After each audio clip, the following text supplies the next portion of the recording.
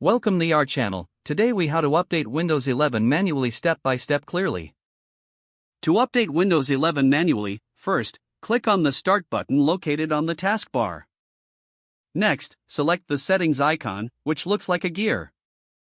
In the Settings window, choose Windows Update from the menu on the left side. Once in the Windows Update section, click on the Check for Updates button. Windows will now search for any available updates for your device. If updates are found, they will appear on the screen.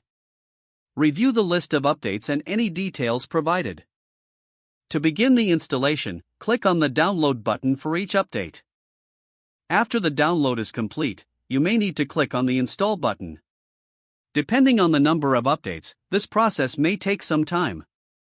Once the installation is finished, a prompt may appear asking if you want to restart your computer.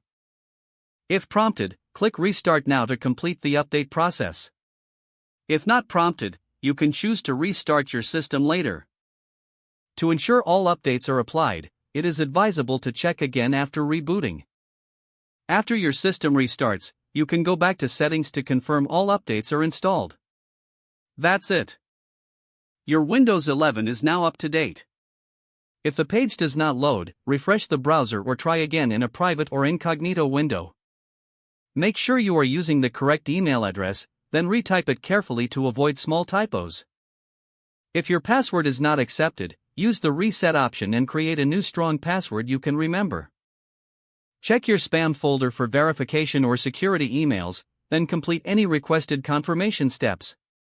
Enable two-factor authentication if available to improve account security and reduce unauthorized access risk. After signing in, review your profile details so your contact information and settings are accurate and current. If you see an error message, note it down and try again after restarting your device and internet connection. Log out when you finish, especially on shared devices, to keep your account and payment information secure. If the page does not load, refresh the browser or try again in a private or incognito window. Make sure you are using the correct email address, then retype it carefully to avoid small typos.